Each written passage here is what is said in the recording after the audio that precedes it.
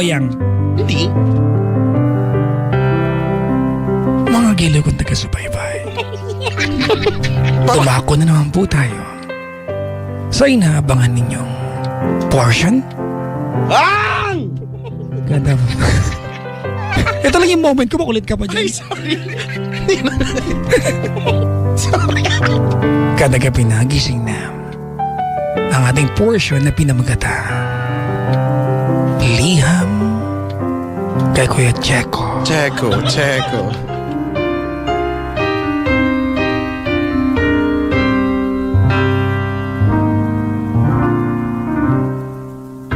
Magandang umaga po sa inyo lahat. At eto na naman tayo sa isang kapanapanabik na liham kay Kuya Checo. Checo. Dear Kuya Chico, itago mo na lang ako sa pangalang Raymond. Ako ay 21 years old at isang estudyante. Isa ako sa mga kinatatakutan ng mga tao sa school namin. Astig kasi ako. Walang nakikipag-away sa akin kahit kailan. At kung may nagkakamalimang makipag-away sa akin, hindi ko isusumbong sa teacher. Ganun ako ka-astig.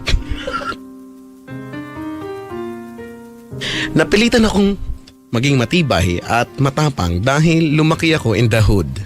I'm gangster. Pero wala akong gang. Pero I'm gangster. Si Daniel Padilla. Wala akong kaibigan sa school. Pero meron akong mga kasangga sa may amin. Si Bobby at si Bobby. Ano daw? Si Bobby at si Bobby.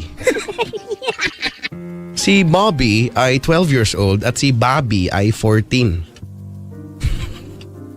Madalas kaming magkakasama at nanggugulo. Walang bumabangga sa amin at kami ang may hawak sa buong compound sa loob ng gate namin. Ilan kaya pintuan dyan? Hindi ko alam. Aminado ako na madami akong kalokohan. Siguro ay kulang lang ako sa aruga dahil lumaki akong walang tito. Bakit kailangan may tito?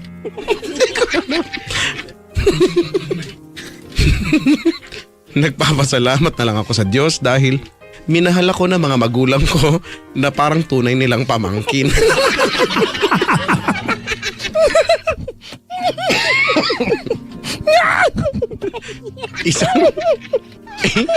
Isang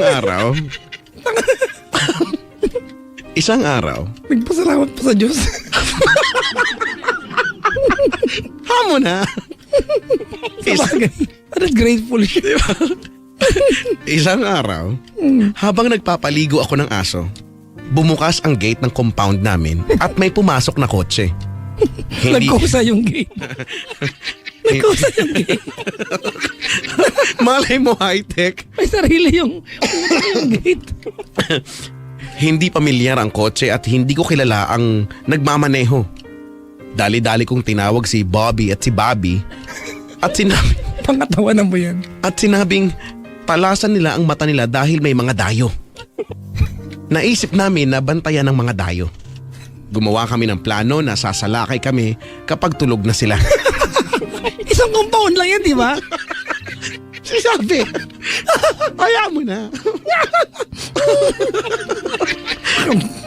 Pinag-isipan namin ang magiging bawat galaw namin.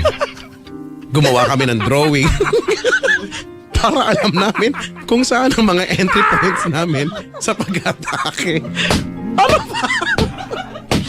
Ano ba kasi? Ano ba? Akala mo dalawang tribo yung naglalaban. At least may drawing. Sorry. At napagplanuhan namin na susugod kami pagpatak ng alas 12 ng gabi. Kaya lang, nung natapos namin yung plano, 6 p.m. na pala at kailangan ng umuwi ni Bobby dahil magro-rosary pa daw sila. Sorry, mabait siya. At umuwi na din si Bobby. Hindi ko alam kung bakit. Naiwan akong mag-isa na nagbabantay, Kuya Chico. Matagal kong binantayan ang bahay na pinasukan ng mga dayo. Halos 26 minutes na akong nagmamasid nang bigla. Bakit kailangan bilang? Hindi ko alam. At least di ba, precise. Katikon? Nang biglang lumabas ang tatay ko. Sinabi ko sa kanya ang plano ko pero pinagtawanan lang niya ako. Ilang taon yung letter sender? Hindi ko alam. Sinabi niya na mga... Tunggol din. Siguro mga nasa 20s kasi yung kanya mga kaibigan ay 24, 20 yan. 14 tsaka 12, di ba? 14 ba? Hindi ko alam. Nakikinig kaya ako. Sinabi niya na mga bagong lipat daw ang mga sinasabi kong dayo. Kaya pala nawala yung for sale na nakadikit sa garahe. Papasok na sana ako sa bahay nang biglang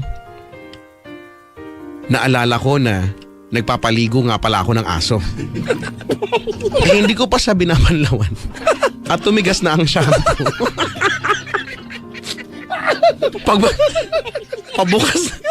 Pabukas na ako ng gripo. Nang Nagkapalakubang. Pabukas na ako ng gripo nang masilayan ko ang isang sobrang sexy na babae sa may pinto ng mga bagong lipat. Naglakad siya papalapit sa akin at sinabing, "Ang tigas na." Nagulat ako dahil hindi ko alam kung paano niya nalaman. Tinanong ko kung paano niya malaman na matigas na. At sinabi niyang dahil halos hindi na daw makagalaw yung aso ko. Yung shampoo pala yung sinasabi niyang matigas na. Nagpakilala siya bilang si Fran at nagkwentuhan kami. Binanlawan ko ang aso ko at wala namang masamang nangyari sa kanya. Medyo tumutubo na nga ulit yung mga balahibo niya. Nakalbo.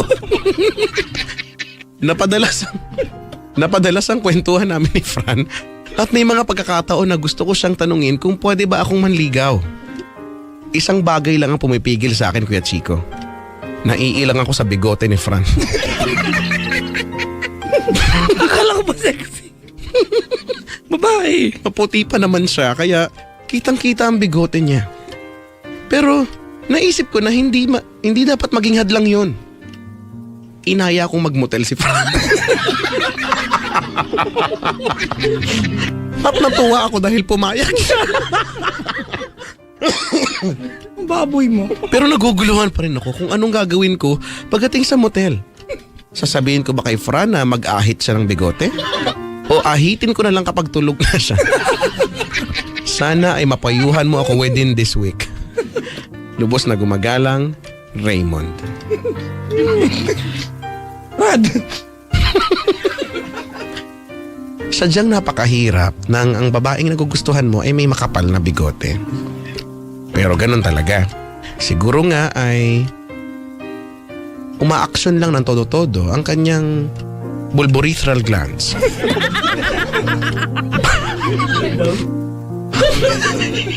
At masyado siyang maraming extra hair follicles. Kaya naman ay nagkakaganoon. Pero marami namang waxing station ngayon. At pwede naman siya, mapapa-ouch ka nga lang ng konti. Pero kalaunan ay magiging silky smooth na rin ito. At yan po ang liham kay Kuya Cheku.